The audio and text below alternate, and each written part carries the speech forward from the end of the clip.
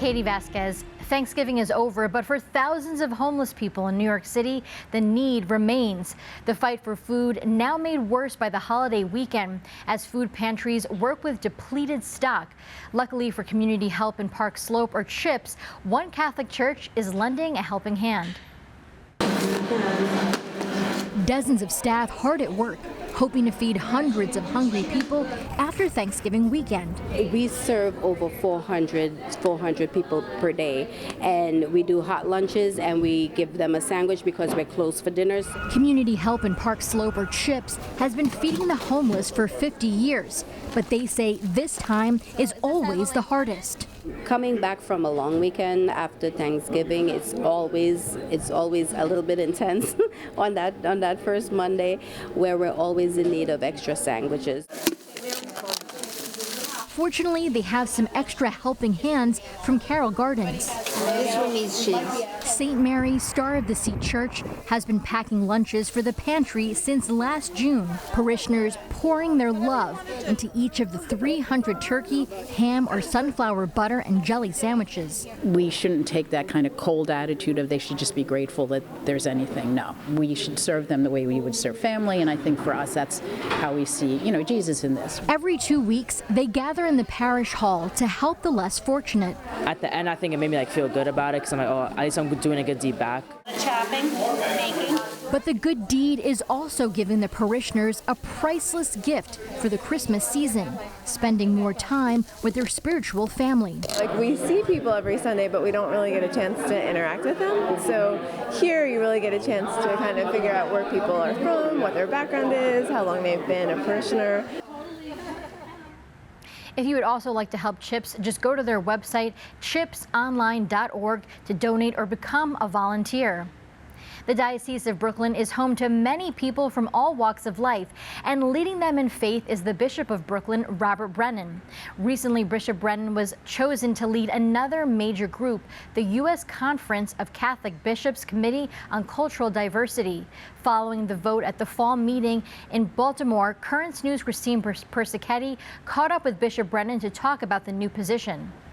I think we all have a responsibility as bishops to take our turn to step up and take some responsibility in one way or another. So I said, I guess my time has come.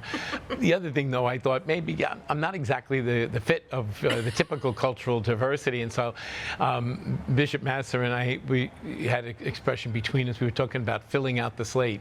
Sometimes you have to get somebody else to run. You have to get two names to be willing to run. So I thought I was filling out the slate. Well, I was going to say that because I know you've been asked this already, but a lot of people may wonder why a bishop with an Irish background was chosen. Why do you feel you were qualified? I have two qualifications, Brooklyn and Queens. Absolutely. That's it. It's really the richness of this diocese, this local church, and the cultural diversity that is here, but also the way that this diocese comes together. There's a unity in that and a beauty in that cultural diversity. Yeah, absolutely. And I know it's all still very new, but do you have any goals maybe that you'd like to implement?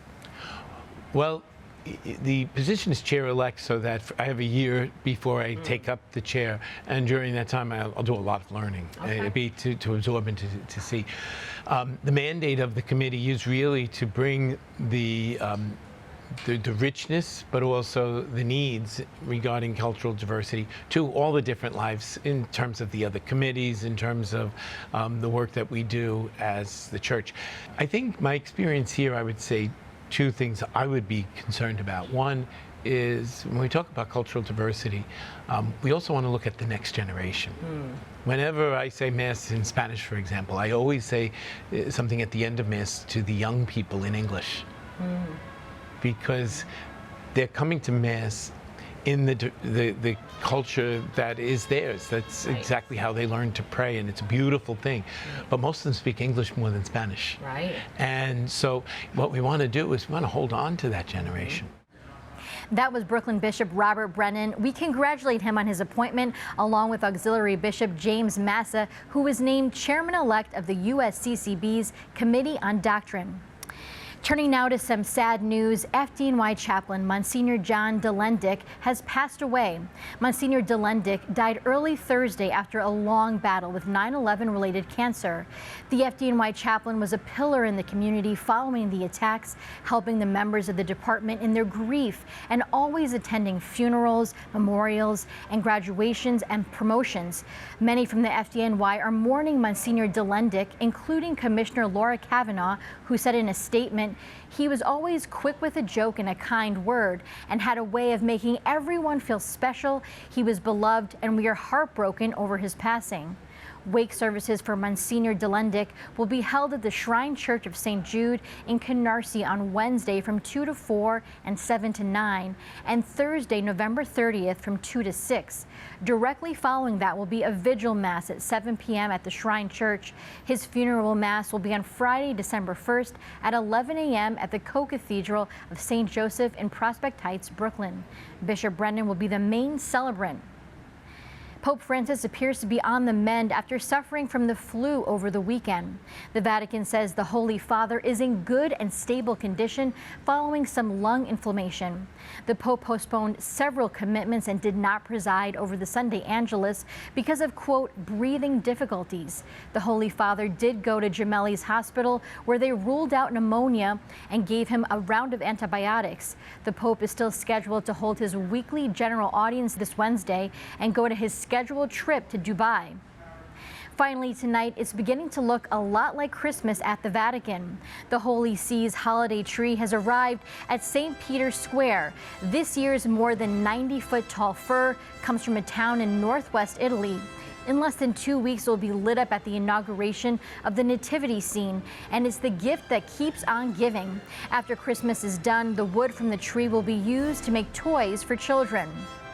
That is this Currents News Update. I'm Katie Vasquez. Thank you for joining us because we are putting your faith in the news. Hope to see you again next time.